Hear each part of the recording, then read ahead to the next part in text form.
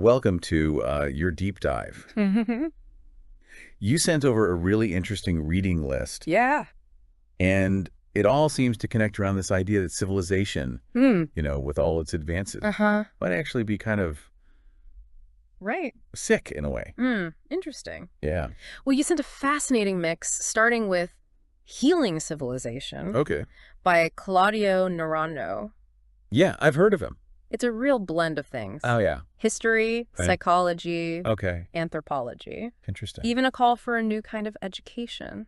I like that. And he really doesn't hold back. No, he doesn't. I mean, right away, he's comparing modern society to a cancer. Oh, wow. Saying it just feeds on our energies without giving us any real satisfaction. Quite a statement. Yeah, for sure. Really sets the tone. It does. So we have that. Yeah. And then alongside that, we've got like this book on fascism, articles about these ancient matriarchal societies. Interesting. Even a poem about forgotten individuals. Okay. So it's a lot. It is quite a diverse mix. So how do we connect all these threads? Well, that's our mission today. Okay. To explore Naranjo's view on how civilization, took this wrong turn. How patriarchy is much more than just men being in charge. It's a mindset. Yes, exactly. And what a healthier way of being might look like. Okay. So a big journey then. It is. Through ancient history to the heart of modern society. So what I find intriguing is that Naranjo suggests that early civilizations, they were kind of sparked by spiritual inspiration, but then things went wrong. Oh, yeah, they definitely did. How did that happen? So he uses this term, mythic inflation, to kind of explain this shift. Okay. Early kings were meant to sacrifice themselves for the community. Interesting. But then over time, they started sacrificing others. Oh, wow. So imagine that impact. Yeah, that seems like a huge shift in the balance of power. Absolutely. It led to this escalation of violence and control. Okay. And he points to the Babylonian myth of Marduk slaying Tiamat. Oh, yeah. I've heard of that. The feminine dragon of chaos. Yeah, Marduk, this powerful warrior god, and Tiamat, representing the primal chaos. Exactly. The unknown. Right. Yeah, I remember. So for Naranjo, this myth really symbolizes a turning point. Interesting. The demonization of the feminine, becomes a marker of the rise of patriarchy. Yeah. It's a shift toward dominance and control. Okay. So I'm curious, do you see any echoes of this mythic inflation in our own world today? That's something to think about. Yeah. We tend to think of patriarchy in these simplistic terms. Yeah, but Naranjo delves much deeper. It does. He defines patriarchy as a mindset, not just men being in charge. Right. So it's more about the way power is wielded than who's holding it. Precisely. And he argues that this patriarchal mindset has seeped into every aspect of our society. Wow. From politics and economics to our relationships, even our own inner world. It's interesting you mentioned that because we have this quote from The Turning Point by Fritjof Capra. Okay. He's a physicist and systems thinker. Oh, interesting. And he describes the decline of patriarchy as slow and reluctant, but inevitable. Oh, wow. Which is interesting coming from him. Well, his work often focuses on the interconnectedness of systems. Exactly. So him weighing in on this adds another dimension. It does. It suggests that change is happening, even if it's gradual. We can't ignore the darker aspects of this mindset, though. Of course not. We also have research from the authoritarian personality, which was a study of fascist regimes. Right. And they identify 14 common traits within those regimes. Yeah. And some of those are really chilling. Yeah. Especially when we consider world events. Yeah. So one of them is this fierce loyalty to the in-group. Combined with this intense hostility toward out-groups. The really extreme. Yes. Us versus them thinking. Right. And coupled with that, they reject critical thinking. Interesting. Intellectualism. Wow. Any dissent or questioning of authority is shut down. Totally shut down. It makes you wonder if any of those traits, even in a less extreme form, are present in our own lives. Are we unknowingly It is a really important question. To this mindset. Yeah, to ask ourselves. It's a bit unsettling. It is. To think about that. But recognizing those patterns is the first step to breaking free. So how do we even understand? Well, Naranjo offers this really fascinating model of the human psyche. He uses the concept of the triune brain. Okay, I've heard of that. Which has 3 parts. Okay. The reptilian brain, the limbic brain, and the neocortex. Right. Familiar with that? A little bit. Okay. So how does this relate to patriarchy? What's fascinating is that he connects this to the work of his mentor, Totila Albert, who proposed the idea of 3 inner persons. Interesting. The father, the mother, and the child. So we have this inner family dynamic going on in our minds. In a sense, yes. That's fascinating. So the father represents the intellect. The mother represents empathy. And the child represents instinct. And in a healthy individual, they're all balanced. Right. But Naranjo says that under patriarchy, the father dominates. I see where this is going. Yeah. So the father, representing the intellect and control, suppresses the mother, representing empathy. And the child. And the child representing instinct. Exactly. And he gives this great example from his book. You know, he observed that many well-intentioned people are driven more by duty and obligation than genuine kindness. Wow. Their actions are dictated by their inner father. I see. They've lost touch with their natural empathy. That makes me think about how we prioritize logic and reason over our feelings or intuition. Right. Is that a sign of this? It's a good question. Father dominance? It is. It's a question worth considering. This model of the 3 inner persons has profound implications for understanding ourselves and the world around us. Right. It offers insights into personality types, emotional health. Interesting. Even our spiritual development. Wow.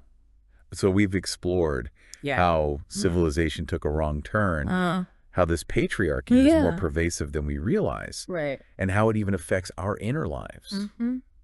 But where do we go from here? Right. Is there a way out? Good question. Well, that's where Naranjo's ideas about education become really crucial. You know, he's not just diagnosing the problem. He's offering a potential solution. Okay, so he sees a healthier society as possible. He thinks it's an achievable goal. Okay, and you're saying education is the key. I am. But isn't that a bit idealistic? He doesn't see it as replacing governments or anything like that. But he focuses on this transformative power in education. But not the kind we're used to. Right. It's not the kind most of us are used to. Okay. He calls it educationalism. Interesting. And it's about nurturing the whole person. Okay. Not just churning out workers for the economy. So not just cramming facts. Right. What would that even look like? Well, remember that example from Rebecca Wild's school in Ecuador? Where a young girl spends months just doing chores? It highlights how emotional education can happen naturally through lived experience. It's not about therapy sessions, but creating an environment where children feel seen and valued. I really like that. Yeah. I'm thinking about how we emphasize intellectual development. Almost at the expense of everything else. Exactly. Yeah. So Naranjo's approach, this trifocal education, it focuses on all 3 aspects, the intellectual, the emotional, and the instinctive. And we've talked about how the father dominates under patriarchy. But learning to love, as he puts it, it isn't just about being nice. It makes me think about times when I'm being good, more out of obligation than genuine care. Right. Like my inner father is. That's a great example. Running the show. Of how this model plays out in our lives. Naranjo would say that true love requires us to overcome what he calls deficiency motivations. Things like pride, envy, the need to control. So it's about recognizing the voices that drive us. To act out of fear or insecurity. Okay, so alongside the chores and emotional development, how does the intellectual part fit in? Well, It's not like he's against thinking. He's not at all. He emphasizes critical thinking, not just absorbing information, but questioning assumptions, considering different perspectives. So like what we're doing. Kind of. Now. Yeah. Interesting. It's about becoming informed and engaged citizens, capable of independent thought. And what about the instinctive piece of this model? Yeah. That one feels almost... It does. Counterintuitive. Yeah. You know, when you think about education. It might seem that way. Yeah. But Naranjo sees reclaiming our instincts as essential. Interesting. He was talking about that spontaneous joy, that playfulness. We often suppress as we become adults. Yeah, when was the last time I let myself be silly? Exactly. Yeah. To tap into that creative energy without judgment. Yeah. It's like we're taught. Yes. To be productive members of society, which means stifling our natural curiosity, our playfulness. So nurturing our inner child, it's about reconnecting with that sense of aliveness, that wonder. And he links this to hierarchy. Yes. The social structure. Your power is distributed. Right, rather than concentrated. So it's not about overthrowing it's not existing power structures. It's about cultivating, but about a different way of being. Yes, within ourselves. Yeah. Which then influences how we interact with the world. We have this stack of articles about downsides of our current education system. Yeah. Standardized testing, pressure to conform, lack of focus on emotional intelligence. Exactly. It's no wonder. It's not. People feel burnt out, disconnected. So Naranjo's model offers a powerful alternative. Instead of control and competition, he emphasizes collaboration. Yes. Creativity, nurturing the unique potential of each person. It's a vision of a world where people feel empowered. Not just employed. Yes. It's a big difference. It is. So if this type of education is so beneficial, why isn't it more widespread? That's the question, isn't it? Yeah. What are the obstacles? Well, Naranjo acknowledges the challenges. There's resistance from traditional institutions, ingrained beliefs about what education should be, and even a fear of tapping into our deeper selves. Yeah, our emotional selves. But he also believes the tide is turning. More and more people are seeking alternative ways of learning and being. It reminds me of that Capra quote. Yeah. The decline of patriarchy is slow and reluctant, but inevitable. Right. So change is happening. It is. Even if it's subtle. And this brings us to another key aspect of Naranjo's vision, the spiritual dimension. Now, before you think, wait, we're getting into organized religion. Right. Hear me out. He's talking about a deeper sense of meaning and purpose. A connection to something bigger than ourselves. He uses the phrase learning to be, which goes beyond just acquiring knowledge and skills. So it's more about cultivating qualities like presence, awareness, compassion. Exactly. It's about living a more fulfilling life, finding your place in the grand scheme of things. And this is where Naranjo's personal journey becomes relevant. He's explored various spiritual traditions. From Sufism to Gestalt therapy. Interesting. And integrated them into his approach. It sounds like he's woven together a tapestry. He is of wisdom. Yeah, both practical and profound. And profound. What are some of the key takeaways? Well, he emphasizes self-knowledge. Recognizing and accepting all parts of ourselves. Even the shadow sides. He talks about the need to heal old wounds, limiting beliefs that keep us stuck in fear and reactivity. Wow. It's about doing our own inner work so we can show up as our most authentic selves. So it's not just about changing the education system. It's about individual transformation. Yes, individual transformation as well. But how do we even begin to do that? Right. Wow, it feels like we've been on quite a journey. We have. From civilizations, stumble into patriarchy to this trifocal education. It's been a lot. It has, but this deep dive is about extracting those golden nuggets, the insights from your sources. Yeah, those key insights. To actually use this knowledge. Right, exactly. In your own life. It's not just about thinking about it. It's about applying it. Right. So Naranjo's not just a critic. He's offering a path forward. Yeah, he seems to really believe. He does. That a healthier society is possible. Yeah, not through revolution. But through individual transformation. Okay, so he sees this happening. He does. Through education. Yeah. But a different kind. Right. A different kind. Than we're used to. Less about memorizing facts. Less father. Right, more balance. With the mother and child. Within each of us. So how do we actually... Yeah, how do we bring this to life? Well, remember that example from Rebecca Wild's school? With the girl doing chores? Yes. Yeah.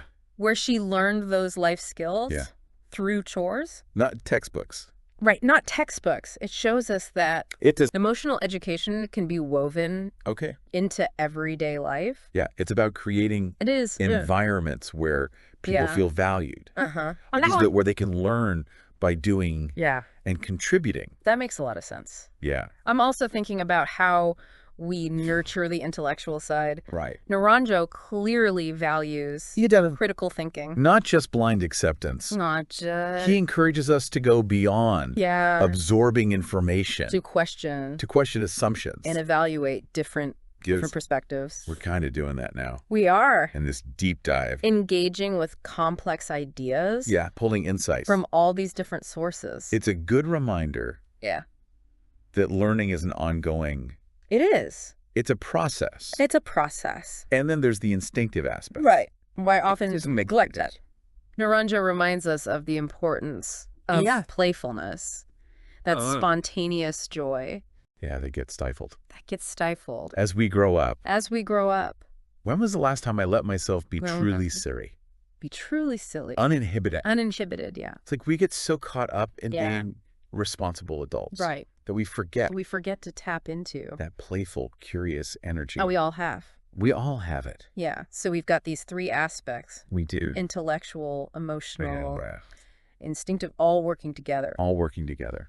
But how does this individual transformation good question. Translate to societal change?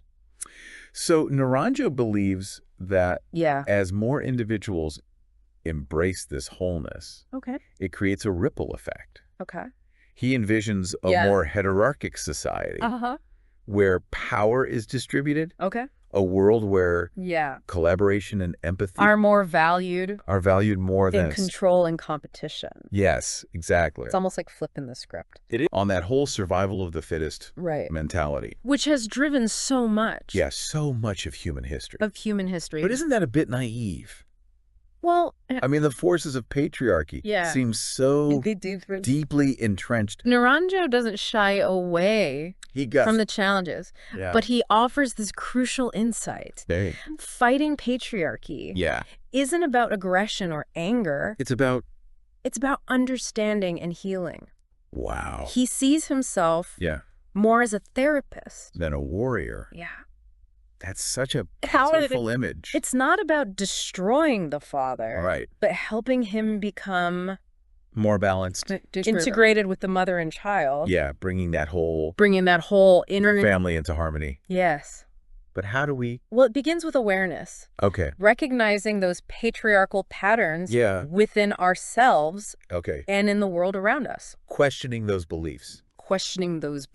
About power. Control. Control. What it means to be successful. Yeah. It's about becoming conscious creators. Of our own lives. And our collective future. But where do we even begin? Well, remember, you've already taken that first step. By engaging with these sources. With these different perspectives. That we're cultivating awareness. You are. Which is the foundation. It is the foundation. For change. For any kind of change. This is just the starting point. It is just the starting point. Naranjo's work. Right. Alongside these other sources you've given us. Provides a roadmap. Yeah. A set of tools. A set of tools for understanding yourself and the world. In a deeper way. So as we wrap up this deep dive. Yes. We have one final question for you. What resonated with you the most? What's one small step you can take? In your own life. To cultivate more balance. More wholeness. More wholeness. even small actions can ripple outwards. And contribute to a healthier world. Exactly. Thank you for joining us. Thank you. On this deep dive. We hope you enjoyed it. We hope this has sparked some new insights. And inspired you. Inspired you to keep learning. To keep learning. Growing. Making a difference. Making a difference.